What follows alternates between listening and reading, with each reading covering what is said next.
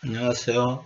한 주도 잘 보내셨습니까? 오늘은 누가복음 17장 11절에서 19절의 말씀을 가지고 감사라는 제목으로 하나님의 말씀을 전하겠습니다. 오늘은 2022년 첫 주일이죠. 올해는 저와 여러분의 삶 가운데 감사하는 일들이 많이 일어났으면 좋겠습니다. 그리고 새해 복 많이 받으십시오. 현대인의 질병 중에 하나가 감사불감증이라고 합니다. 감사할 줄을 잘 모른다는 것이죠. 감사하는 마음을 쉽게 잊어버리는 인간의 본성을 고대 철학자 아리스토텔레스는 잘 간파했던 것 같습니다. 아리스토텔레스는 인간의 마음 중에 가장 쉽게 늙는 부분이 있다면 그것은 곧 감사하는 마음이라고 했습니다. 초대교회의 교부였던 크리소스톰도 이런 말을 했습니다. 사람에게는 근본적인 죄가 하나 있는데 그것은 감사하지 않는 죄라고 했습니다. 게테는 이 세상에서 가장 쓸모없는 인간은 감사할 줄 모르는 인간이라고 합니다. 영국 개건 가운데 이런 말이 있다고 합니다. 지옥이란 감사할 줄 모르는 사람들이 가득 찬 곳이고 천국이란 감사할 줄 아는 사람들로 가득 찬 곳이다. 감사가 없는 곳은 지옥과 같습니다. 감사가 없는 마음은 절망입니다. 감사가 없는 가정이나 공동체는 메마른 강야와 같습니다. 아무리 지식과 명예와 권세와 부를 많이 쌓아 놓았다고 해도 감사가 없으면 진정 풍요로운 삶을 누릴 수 없습니다. 감사는 행복의 원료이며 풍요로운 삶의 재료입니다. 인생을 성공으로 이끄는 에너지입니다. 아리스토텔레스는 행복은 감사하는 사람의 것이다. 또 인도의 시성 타고르는 감사의 분량이 곧 행복의 분량이라고 말했습니다. 성경에서도 감사하지 않으면 우리의 마음이 허망해지며 미련한 마음이 어두워져 우둔하게 된다고 알려줍니다. 반면에 감사하면 하나님을 영화롭게 한다고 이야기합니다. 또 성경은 모든 상황 가운데 어떤 환경에서도 언제든지 감사하는 것이 하나님의 뜻이라고 알려줍니다. 그렇게 우리 그리스도인들은 감사하는 삶을 살아야 합니다. 마땅히 호의를 받아 감사할 일임에도 불구하고 감사함을 표현하지 않으면 사람도 서운하지만 우리 주님도 섭섭해 하십니다. 누가복음 17장에 예수님께서 10명의 나병 환자를 고치신 이야기가 나옵니다. 10명의 나병 환자 가운데 유대 출신의 나병 환자가 9명, 사마리아 출신 나병 환자가 1명이 있었습니다. 예수님으로부터 10명의 나병 환자가 고침을 받았습니다. 하지만 단지 1명, 사마리아 사람만이 예수님께 돌아와 감사함을 표현했습니다. 나머지 유대 출신 나병 환자 9명은 감사할 줄을 몰랐습니다. 예수님은 감사를 표하지 않는 사람들을 섭섭해 하십니다. 예수님은 병 고침을 받은 모든 사람들이 자신에게 돌아와 하나님께 감사 표시하는 것을 당연한 것으로 여기셨습니다. 이 사실을 누가복음 17장 17절을 통해 확인할 수 있지요. 예수께서 대답하여 이르시되 10사람이 다 깨끗함을 받지 아니하였느냐? 그 9은 어디 있느냐? 여기에 나온 아니하였느냐는 의문사는 당연히 긍정의 대답이 예상되는 질문에서 사용되는 의문사입니다. 그렇게 나병에서 치유된 10사람 모두 예수님께 돌아와 감사함을 표현했어야 한다는 말입니다. 예수님은 돌아와 감사함을 표한 사마리아 사람을 보고 크게 감동하셨습니다. 그러면서 이 사마리아 한 사람의 감사하는 태도와 한마디 감사 인사도 없이 사라져버린 9 나병 환자들의 감사 없는 태도를 대조하셨습니다. 그 9은 어디 있느냐? 이 말씀 속에는 감사함을 표하지 않은 사람들에 대한 예수님의 서운하신 마음이 묻어 있습니다. 예수님은 믿음으로 병 고친 사람이 마땅히 감사함으로 믿음을 안성할 것을 기대하셨습니다. 감사는 믿음의 안성이며 감사는 구원을 유지하는 수단입니다. 9명의 나병 환자들은 감사의 사람은 되지 못하였습니다. 오늘 본문은 감사할 일이 있음에도 불구하고 주님께 감사함을 표할 줄 아는 사람이 많지 않음을 알 수 있습니다. 예수님으로부터 10명이 나병을 치유받았지만 단지 1명만이 예수님께 감사함을 표하고 있습니다. 1대 9. 10명 중에 1명만이 단지 10%만 하나님께 감사함을 표하고 있습니다. 나머지 9명도 예수님께 궁휼함을 받아 불치의 병인 나병이 치유되었지만 예수님께 감사로 돌아오지 않았습니다. 아마 9명도 마음속으로는 예수님께 감사함을 가지고 있을 수도 있습니다. 하지만 이들은 예수님께 돌아와 감사함을 표하지 않았습니다. 오늘 본문의 예수님은 감사함을 표하지 않으면 감사하지 않는 것으로 간주하십니다. 그동안 저와 여러분도 예수님께 수많은 기도를 하여 응답을 받았을 것입니다. 저와 여러분은 응답받은 것에 대해 예수님께 감사를 표현하셨습니까? 저와 여러분도 예수님께 수많은 은혜를 받았고 은혜를 소망하면서도 예수님께 감사하지 않는 경우도 많았을 것입니다. 은혜를 베푸신 예수님께 감사하기보다는 은혜 받는 것에 대해서 너무 당연하게 여겼을 수도 있습니다. 그리고 감사하기보다는 은혜 받는 일에만 관심이 있었을 수도 있습니다.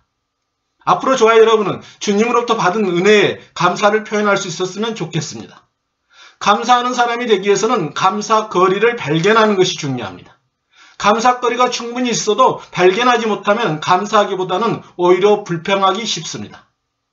어떤 마을에 온천과 냉천이 옆에서 나란히 솟아나는 신기한 곳이 있었다고 합니다. 한쪽에는 부글부글 끓는 온천이 땅에서 솟아오르고 있었고 바로 그 옆에서는 얼음물과 같이 차가운 냉천이 솟아오릅니다. 그렇게 그 동네 아낙네들은 빨래 강주리를 가지고 와서 온천에서 빨래를 삶고 냉천에서 헹궈 깨끗한 옷을 집으로 가져갑니다. 이 모습을 본 외국인 관광객이 안내한 사람에게 묻습니다. 이곳 부인들은 참 좋겠습니다. 찬물과 더운 물을 마음대로 쓸 수 있으니까요. 이곳 사람들은 온천과 냉천을 주신 하나님께 감사하는 마음이 매우 많겠습니다. 그랬더니 안내원이 말합니다. 천만에요. 이곳 아낙네들은 감사하기보다는 불평이 많습니다. 그러자 외국인이 놀라 묻습니다. 무엇 때문에 불평하죠? 그러자 안내원이 대답합니다. 비누가 나오지 않으니까 불평합니다. 이처럼 많은 사람들은 자신이 이미 가진 것을 발견하여 감사하기보다는 갖지 못한 것에 대해 원망하고 불평하는 경우가 많습니다. 저와 여러분은 지금 자신이 가지지 못한 것에 대해 불평하기보다는 먼저 가지고 있는 것에 감사할 수 있어야 합니다. 저와 여러분은 감사할 거리를 찾으면 감사할 일이 너무나 많은 복받은 사람입니다. 우리는 무엇보다 이미 구원받아 하나님의 자녀가 된 것으로도 감사할 이유가 충분한 사람입니다. 세상의 그 무엇보다도 하나님에 의해 구원받았다는 사실에 대해 감사할 수 있어야 합니다. 하나님이 우리의 아버지 되심에 대해 감사할 수 있어야 합니다. 또 지금 우리는 코로나로 인해 어렵지만 그래도 하나님의 은혜 속에 그럭저럭 잘 지내고 있습니다. 가만히 생각해 보면 지금까지 하나님이 베풀어 주신 은혜가 얼마나 많은지 모릅니다. 우리는 지금까지 살아온 동안 하나님으로부터 많은 은혜를 받았습니다. 감사거리가 아닌 것이 없다라는 글입니다. 지금 당신의 집에 전기가 들어온다면 세상에 전기 혜택 없이 사는 20억이 넘는 사람들보다 집에 식수시설이 되어 있다면 그렇지 못해 아무 물이나 마시는 10억이 넘는 사람들보다 감사할 이유가 있는 사람입니다. 하루 1,000원 이상으로 생활하고 있다면 1,000원 미만으로 살아가는 12억 명의 사람들보다 하루 한 끼라도 따뜻한 음식을 먹을 수 있다면 8억 명의 영양실조로 고통받는 사람들보다 감사할 이유가 있는 사람입니다. 오늘 아침 일어났을 때 당신의 몸이 건강하다면 당신은 이번 주를 넘기지 못할 100만 명의 환자들보다 감사할 이유가 있는 사람입니다. 한 번도 전쟁의 위협이나 수용소의 애로움, 고문의 고통, 굶주림의 쓰라림을 경험하지 못했다면 당신은 5억 명의 사람들보다 감사할 이유가 있는 사람입니다. 체포, 협박, 학대, 고문, 그리고 죽음의 두려움 없이 교회에 나갈 수 있다면 당신은 이 세상의 30억의 사람들보다 감사할 이유가 있는 사람이며 만일 당신의 냉장고에 음식이 있고 당신의 몸에 옷이 걸쳐져 있다거나 잠을 잘 수 있는 집이 있다면 이 세상 사람들의 75%보다 더 감사할 이유가 있는 사람입니다. 당신이 은행에 그리고 지갑에 약간의 돈이 있고 어딘가에 작은 접시에 동전을 모아놨다면 이 세상의 8% 안에 드는 감사할 이유가 있는 부자입니다. 두 부모가 아직 살아계시고 지금 혼자가 아니라면 보기 드물게 감사할 이유가 있는 사람입니다. 지금 이 글을 읽고 당신이 축복받은 존재라는 것을 알게 된다면 글을 읽을 줄 모르는 이 세상의 20억의 사람들보다 더 감사할 이유가 있는 사람입니다. 그리고 감사는 더 큰 감사거리를 우리에게 가져다 줍니다. 누가복음 17장 19절의 말씀이죠. 그에게 이르시되 일어나 가라. 내 믿음이 너를 구원하였느니라 하시더라. 예수님께 돌아와 감사함을 표현한 사마리아 사람은 예수님으로부터 이제 다시 구원을 선사받습니다. 예수님이 사마리아 나병 자에게 내 믿음이 너를 구원하였느니라고 말씀하십니다. 이 말씀은 단순히 육체만 나병에서 고침받은 것이 아니라 그의 영혼도 제사함을 받고 구원받았음을 의미합니다. 사마리아 사람만이 육체뿐만 아니라 영혼을 포함한 전인적 구원을 받을 수 있었습니다. 누가복음 17장에 나온 10명의 나병 환자는 모두 똑같이 주님의 은혜를 입었지만 9사람은 단지 일시적인 육체의 구원만을 받았습니다. 하지만 단 한 사람 사마리아 나병 환자만이 영육이 모두 구원을 받았습니다. 이처럼 사마리아 나병 환자는 예수님께 감사를 드려 더 높은 차원의 감사거리를 받을 수 있었습니다. 이처럼 감사는 더 큰 감사를 받게 됩니다. 어떤 분이 감사를 이렇게 표현하셨습니다. 감사는 고리대금업이다. 왜냐하면 대로 죽고 말로 받으니까. 이처럼 감사는 더 큰 감사거리로 돌아오게 됩니다. 우리 가운데 혹시 지금보다 더 크게 감사할 일이 있으면 좋겠다고 생각하신 분들 계십니까? 그렇다면 지금 가지고 있는 감사거리에 먼저 감사해 보십시오. 그럼 하나님께서는 지금보다 더 큰 감사거리를 주실 것입니다. 저와 여러분도 2022년에는 오늘 본문의 사마리아 나병 환자처럼 감사하는 생활을 함으로 말미암아 주님이 예비하신 더 큰 복을 받아 누리고 살았으면 좋겠습니다. 오늘 본문의 감사에 관한 가르침과 잘 맞는 어느 신부님의 감사하는 삶이라는 시입니다. 촛불을 보고 감사할 줄 아는 사람에게 하나님은 별빛을 주시며 별빛을 보고 감사할 줄 아는 사람에게 하나님은 달빛을 주시며 달빛을 보고 감사할 줄 아는 사람에게 하나님은 햇빛을 주신다. 또한 햇빛을 보고 감사할 줄 아는 사람에게 하나님의 천국의 빛을 주신다. 우리 삶에는 자리마다 순간마다 감사거리가 있다. 그것은 하나님의 사랑이 언제나 우리와 함께 하시기 때문이다. 범사에 감사할 줄 아는 사람은 범사에 하나님의 사랑을 볼 줄 안다.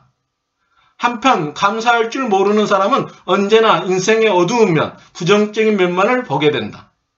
감사는 더 감사할 여건을 만들어주지만 불평은 불평거리만을 만들어줄 뿐이다. 지금 나는 어떻습니까? 감사함을 표현하고 살아가는 한 명의 사마리아 사람의 부류에 속하십니까? 아니면 감사 불감증에 걸려있는 나머지 9명의 유대인 부류에 속하는 배은망덕한 사람입니까? 하나님께서는 2022년 새해를 시작하는 저와 여러분에게 본문에 나온 사마리아인의 모습을 통해 감사할 일이 있으면 발견하여 감사를 표현해야 한다고 알려주십니다. 감사를 표하지 않으면 우리 주님도 섭섭해 하십니다. 그리고 감사는 더 큰 감사거리를 가져다 준다고 알려주십니다. 하나님께서는 저와 여러분이 2022년에는 감사를 표현하는 사람이 되길 바라고 계십니다. 기도하시겠습니다. 하나님 아버지, 저희들이 감사하는 사람이 되어 하나님이 예비하신 보다 더 많은 복을 받아 누리고 살아갈 수 있도록 이끌어 주시옵소서. 예수님 이름으로 기도하옵나이다. 아멘. 한 주도 주님 안에서 승리하시길 바랍니다. 감사합니다.